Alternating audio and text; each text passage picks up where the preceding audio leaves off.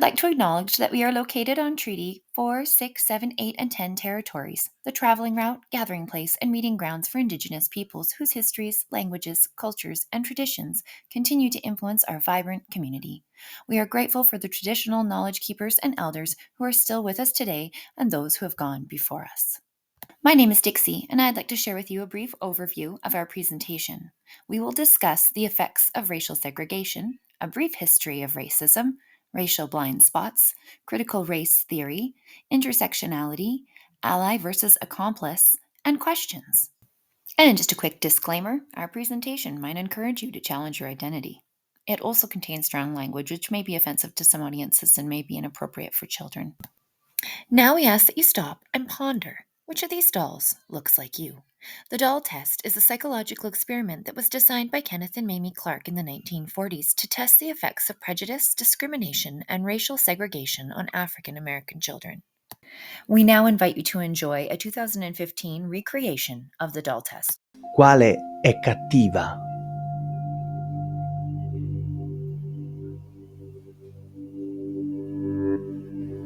Quale è buona?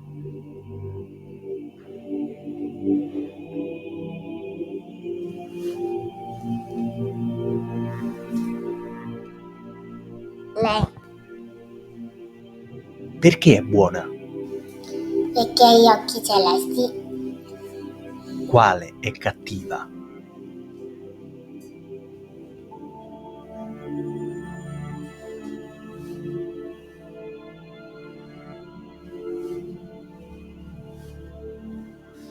Perché è cattiva? Perché è tutto nero. E qual è la bambola che ti somiglia di più?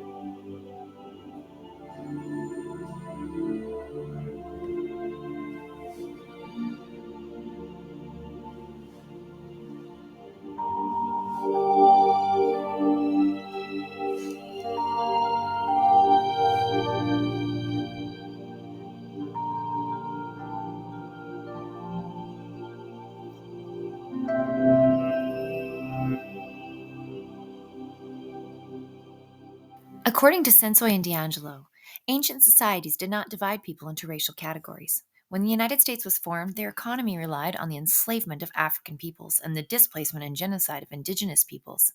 These social and political interests shaped race science. Thomas Jefferson enlisted scientists to uncover genetic differences between races.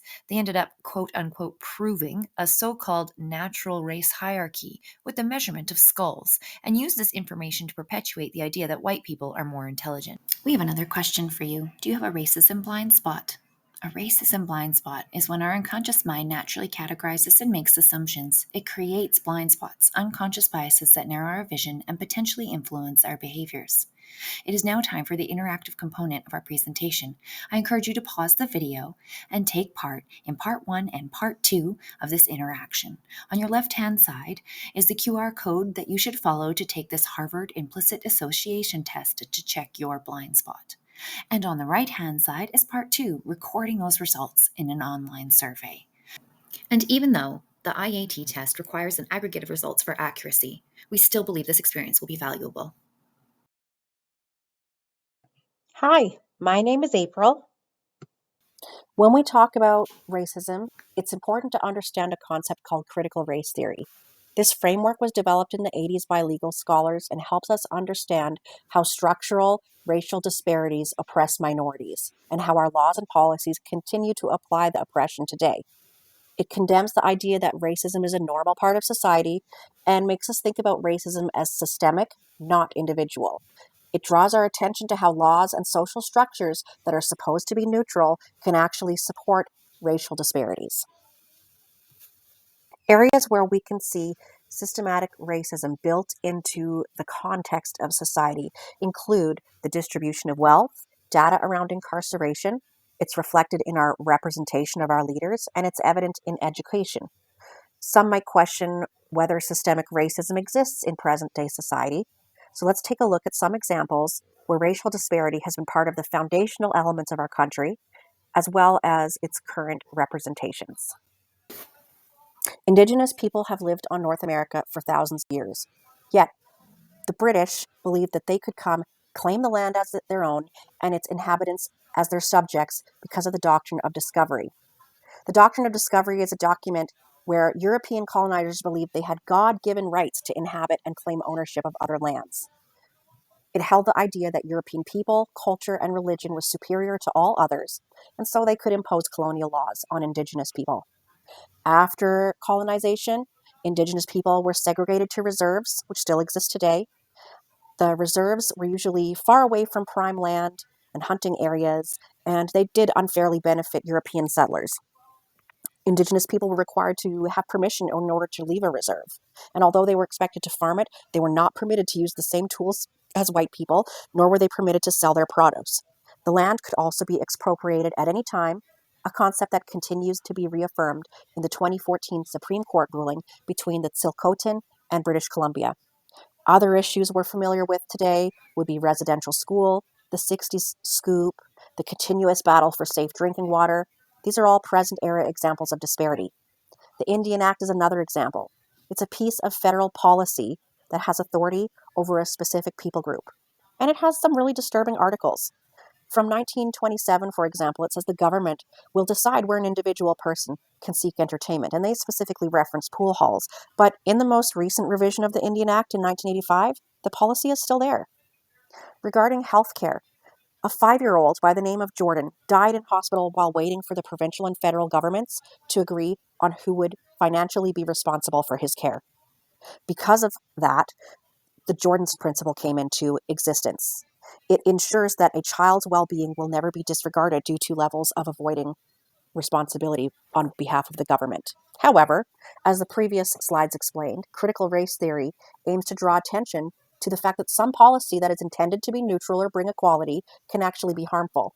And in this case, we can see that in order to qualify for Jordan's principal assistance, a child must be registered under the Indian Act, have a parent who is registered, must be recognized by their nation, and ordinarily live on a reserve.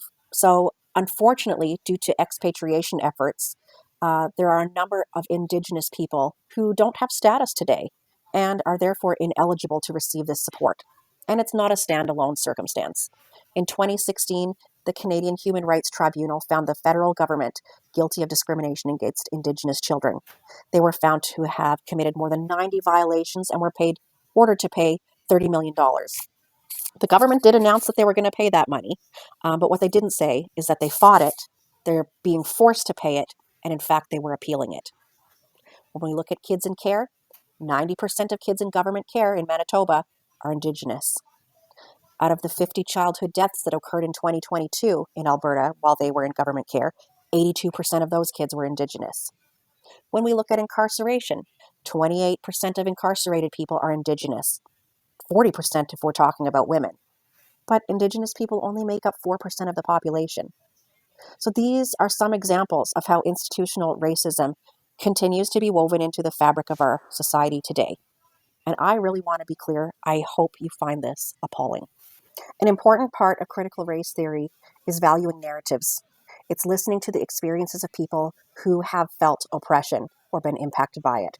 As educators, one of the best ways we can incorporate anti-racism is to practice reading, listening to, and affirming these stories and experiences. Because listening is multifaceted, there's lots of ways to engage students, from videos to picture books to novels to art exhibits or inviting guests to come and speak to your kids. You can learn about making meaning from those stories by reflecting on the past, looking forward, and even reflecting inward and allowing these stories to affect us. Now, because this has been a heavy topic, I want to show you a 2-minute clip before moving to the next section. It's comedic, but I really hope it will also make you think. Hello. Hello. First, I'd like to remind everyone here to turn off your cell phones. Before we begin this evening's performance, we would like to acknowledge that this theater stands on territory of the Anishinaabe, the Haudenosaunee, the Huron-Wendat, and the Petun First Nations. We are also mindful of broken covenants and the need to make right with all our relations. And now, please enjoy the show. Oh, sorry. Hello. Sorry. Excuse me. Should we go? Excuse me? Oh no. I just mean if we're on someone else's land, shouldn't we leave? Oh, no. The theater is here now. We'd just like to acknowledge whose land it is. I'm sorry. I'm so confused. So if we're on someone else's land, shouldn't shouldn't we do something about that? Or Hopefully we'll enjoy the performance. oh, okay, so some of the money from the ticket sales of the show are going to the Indigenous communities? Well, no. A portion of them? No, the ticket sales go to the theater. So is the money from the bottled water sold here going to the First Nations for clean drinking water, or? Oh no, that money goes to Nestle. Nestle. They're a sponsor. I'm so sorry. I'm so confused. So whose land are we on? What are we doing? It's a dialogue. How are we making right? Well, there's a plaque you can read in the lobby. I don't understand. I'm getting a message from the stage manager that we need to begin the show, so please take your seats. But, Have a good time. but Good night. guess I'll sit down. Enjoy the show. Just enjoy the show. Next, we move into intersectionality. It's a concept that emerged from the African American perspective of the feminist struggle. The feminist struggle served white middle-class women. We simultaneously occupy both oppressed and privileged positions, and these positions intersect in complex ways. Facing oppression in one area of social life does not cancel out your privilege in another. Your unique identities will be more or less important in different situations. We need a nuanced understanding of diverse experiences. Intersectionality is about how different identities intersect, interlock, and compete to provide and produce different outcomes of power, behavior, and the distribution of resources in different circumstances in our social world. We need to recognize the multiple dimensions of difference which interweave and intersect to provide a more nuanced and comprehensive understanding of oppression. There's evidence to indicate that the weight of these categories is imbalanced and that gender as an inequality has taken precedence over race. I would like to encourage you to take a moment and examine where your identities are in relation to this wheel of power and privilege. I personally have 7 in the inner power circle, 4 in the middle power circle, and 1 in the outer. Education continues to be dominated by white privilege. It dominates the construction of knowledge and the lens that knowledge is communicated through. I've included here a social identity wheel lesson plan. I will include the QR code for this lesson plan directly in our handout for your future reference. I really like this social identity wheel lesson as the children have to sort of rate in this circle the identities they think most often about, least often about, the ones they want to learn more about, the ones that have the strongest effect on how they see themselves, and the ones that have the strongest effect on how others see them. I think it leaves a lot of room for nuance and really introduces the concept of intersectionality to the students. I hope you find this resource useful. Hi, I am Athena. Now that we understand more about racism and intersectionality, and before we can consider what it means to bring anti-racist education into the classroom, we need to understand the differences between an ally and an accomplice. Indigenous action takes a firm stance on the differences between the two. According to Indigenous action, allies are often self-proclaimed helpers with little input from the marginalized groups. Allies and their organizations tend to run on a savior versus victim binary that fosters codependency. Allies use guilt and shame as motivators and show up when it is convenient for them, often taking control. In contrast, accomplices seek to attack racism from an institutional level. They operate with a we mentality rather than an us versus them. Accomplices listen more than they speak and are partners in crime to the marginalized communities. Packnet sums up the differences when she states that an ally shows up when it is convenient, an accomplice shows up when there is a risk. To illustrate some examples, let's consider which category missionary work falls into, ally or accomplice. Well, according to Indigenous action, these are the ally saviors who see victims and tokens instead of people. They consider this to be a form of self-help therapy prompted by guilt. Now consider grassroots and nonprofit establishments. Are they allies or accomplices? According to Indigenous action, they set the terms of engagement or dictate what struggles get amplified or marginalized irregardless of whose homelands they are operating on. They consider the actions of these organizations to, in most cases, perpetuate the colonial organization that they claim to resist. Now consider this scenario. Speaking up to an employer or your human resources department to demand change in racist hiring practices, not based on an individual scenario, but to encourage a change in the entire system. You may risk losing your job or your social status among employers and peers, but you do it anyway, either under the guidance of a minoritized group or with their explicit advice. Indigenous action would consider this as that of an accomplice, stating that accomplices aren't afraid to engage in uncomfortable, unsettling, challenging debates or discussions. Overall, it is important to think outside of the individual incidents you observe and consider the big systemic picture when pushing for change. So, where do we start? And how does this apply to education? Well, Roy 2018 suggests that to be a critical race teacher activist, we must become accomplices inside the classrooms. In her guide to white teachers, she asserts that to start, you must check yourself, and this involves several steps. First, educate yourself. Learn about topics and history from multiple perspectives and be ready and willing to constantly take in and learn new information and perspectives. Understand your privilege. Even if you are not explicitly racist, you may still be part of the dominant culture, and as such, you have privilege.